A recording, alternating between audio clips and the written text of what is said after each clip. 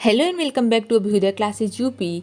आज के इस वीडियो में हम हमारा हिस्ट्री का लेसन प्लान जिसका टॉपिक है नदी घाटी की सभ्यता, इसको डिस्कस करने वाले हैं। जैसा कि अपने पिछले वीडियोस में हमने 1857 की क्रांति और उसके बाद महाजनपद की ओर, इन सब टॉपिक पे ऑलरेडी हमने लेसन प्लान डिस्कस कर लिया है। सम्राट अशोक वगैरह जितने भी हिस्ट्री के टॉपिक हैं हमने डिस्कस किया हुआ है। इस पर चैनल पर आपको वीडियो भी मिल जाएगा, प्लेलिस्ट भी तैयार है और मैं लिंक भी दे दूंगी। आप वहाँ से भी अगर आपको इसकी आवश्यकता होती है तो जाकर आप चेक कर सकते हैं, देख सकते हैं।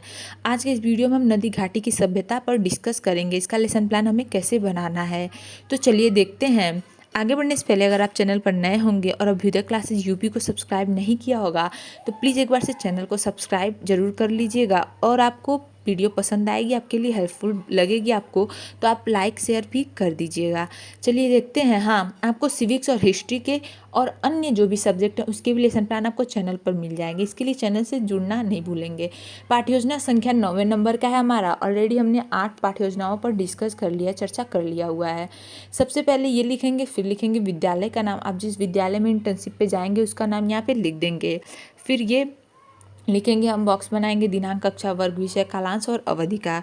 इसके बाद आगे बढ़ेंगे हम प्रकरण पर। अपने प्रकरण क्या है आज का हमारा? नदी घाटी की सभ्यता। ये हमारा आज का प्रकरण है।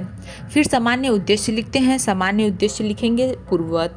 उसके बाद विशिष्ट उद्देश्य में तीनों उद्देश्य लिखते हैं, ज्ञानात्मक, बोधात्मक और क्रियात्मक, जैसा कि हम ऑलरेडी हमेशा डिस्कस करते हुए आ रहे हैं, आपको पता भी है। ज्ञानात्मक में कुछ पॉइंट्स लिखेंगे, फिर बोधात्मक में, फिर क्रियात्मक में। तो सबसे पहले ज्ञानात्मक लिखते हैं। इसमें पहला पॉइंट है हमारा, विश्व की प्राचीनतम नगर सभ्यताओं का विकास किसके किनारे हुआ, छात्र बता सकेंगे। फिर दूसरा लिखेंगे, छात्र मोहनजोदड़ो के बारे में बता सकेंगे। उसके बाद बोधात्मक में लिखेंगे, हड़प्पा नामक स्थल से खंडहर की खोज हुई, छात्र बता सकेंगे। ओके। फिर बोधात्मक में दूसरा पॉइंट लिखेंगे कि हड़प्पा नामक स्थल जो संस्कृत के अवशेष मिले, छात्र बता सकेंगे। और उसके बाद क्रियात्मक में लिखेंगे कि छात्र सिंधु घाटी के शहरों की इमारतों को दर्शा सकेंगे। ये हमारा हो जाता है विशिष्ट उद्देश्य कंप्लीट। उसके तीनों उद्देश्य जो हैं ज्ञानात्मक, बोधात्मक और क्रियात्मक यहाँ पे कंप्लीट होते हैं। आगे बढ़ेंगे हम सहायक सामग्री लिखेंगे।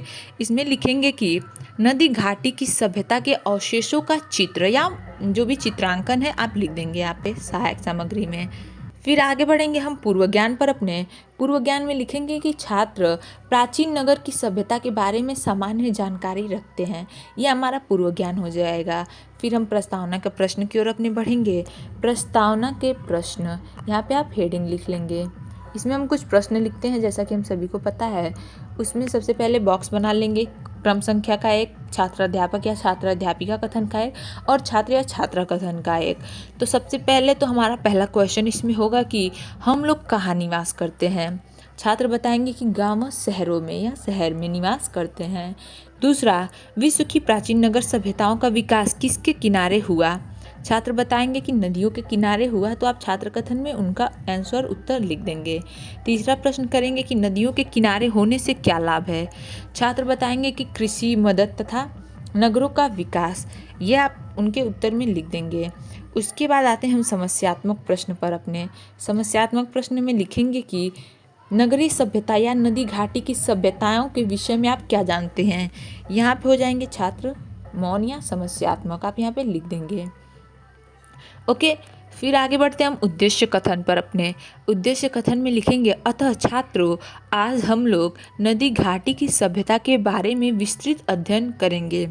ये हो जाएगा हमारा उद्देश्य कथन। ओके। फिर आते हैं हम अपने प्रस्तुतिकरण पर।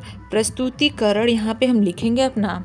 इसमें हम ऐसे बॉक्स बनाएंगे, आप सभी को पता है, क्रम संख्या का, शिक्षण बिंदु का, फिर छात्राध्यापक का, छात्राध्यापक कथन या छात्राध्यापिका कथन का। उसके बाद छात्र छात्रा कथन का बनाते ही बनाते हैं, फिर श्यामपट्ट कार्य का भी बनाते हैं। जो भी श्यामपट्ट कार्य करते हैं वो इसमें लिखते हैं। आगे बढ़ेंगे हम अपने पहले शिक्षण बिंदु पर। पहला शिक्षण बिंदु क्या है आज का हमारा? नदी घाटी की सभ्यता। यह आप लिख लेंगे। पहला शिक्षण बिंदु नदी घाटी की सभ्यता। इसमें प्रश्न करेंगे कि नदी घाटी की सभ्यता के बारे में आप क्या जानते हैं। छात्र हो जाएंगे मौन। आप छात्र कथन में लिखेंगे मौन और इसके ठीक नीचे छात्र छात्रा ध्यान से सुनते हैं या ध्यानपूर्वक सुनते हैं, यह आप अवश्य ही लिख लेंगे। फिर हम स्पष्टीकरण लिखते हैं अपना।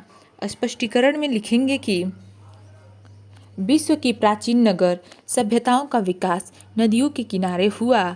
नदी के किनारे होने से खेती के लिए पानी की उपलब्धता ने अधिक अन्न उत्पादन में मदद की, जिससे नगरों का विकास संभव हो सका। व्यापार के लिए जलमार्ग संभव था। नगरीय जीवन में कृषि की अपेक्षा काम धंधों को अधिक महत्व मिला।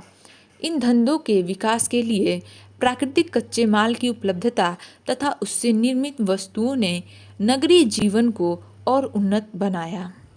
ये हो जाएगा हमारा पहले शिक्षण बिंदु का स्पष्टीकरण, जो था नदी घाटी की सभ्यता। यहीं पे होता है कंप्लीट इसका स्पष्टीकरण। और हाँ, अब हम आते हैं अपने दूसरे शिक्षण बिंदु पर, जो है सिंधु घाटी सभ्यता।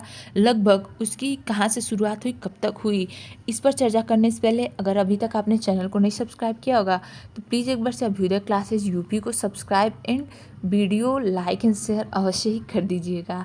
चलिए देखते हैं अपना दूसरा शिक्षण बिंदु। सिंधु घाटी सभ्यता लगभग 2500 ईसा पूर्व से 1500 ईसा पूर्व, ये हमारा दूसरा शिक्षण बिंदु है, जिसमें हमारा विकासात्मक प्रश्न हो जाएगा कि पुराने शहर की खोज हड़प्पा सभ्यता के विषय में आप क्या जानते हैं। ये हो जाएगा हमारा विकासात्मक प्रश्न। और छात्र हो जाएंगे मौन। यहाँ पे छात्र कथन में मौन लिख देंगे। फिर यहाँ पे छात्र छात्रा ध्यानपूर्वक सुनते हैं, ये अवश्य ही लिखेंगे। और हाँ, श्यामपट्ट कार्य आप साथ में जो भी टीचिंग के दौरान आप श्यामपट्ट कार्य करते हैं, ब्लैक बोर्ड पर लिखवाते हैं या समझाते हैं बच्चों को, वो आप श्यामपट्ट कार्य वाले बॉक्स में से लिख देते हैं, या इसमें से भी यही जो आप स्पष्टीकरण देते हैं इसी में से आप श्यामपट्ट कार्य भी करते हैं, तो आप इसी में से लिख देंगे श्यामपट्ट कार्य वाले बॉक्स में, उसको छोड़ेंगे नहीं। स्पष्टीकरण देंगे, इसमें लिखेंगे कि सन 1921 की बात है, जब भारत में अंग्रेजों का राज था। इसी वर्ष पुरातत्वविदों ने पंजाब प्रांत में हड़प्पा नामक स्थल से एक खंडहर की खोज की।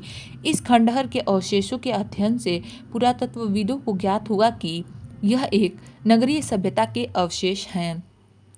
इस सिंध प्रांत में एक और गांव मिला जिसको लोग मोहनजोदड़ो कहते हैं।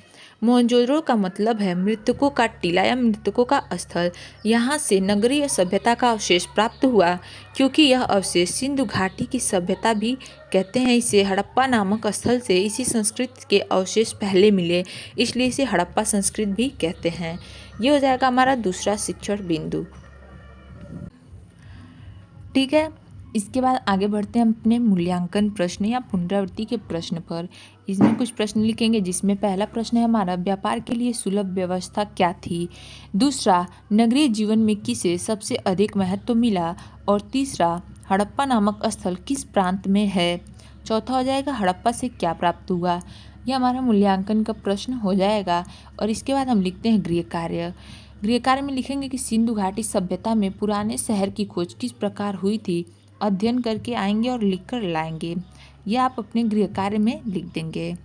सो गाइज, आज के वीडियो में बस इतना ही। मिलते हैं अपने अगले वीडियो में, तब तक के लिए चैनल से जुड़े रहें। जाते वक्त अभ्युदय क्लासेज यूपी को सब्सक्राइब और वीडियो को लाइक शेयर करना नहीं भूलेंगे, अवश्य ही करते जाएंगे। नेक्स्ट वीडियो में हम डिस्कस करेंगे खिलजी वंश का पाठ्य योजना। Thank you.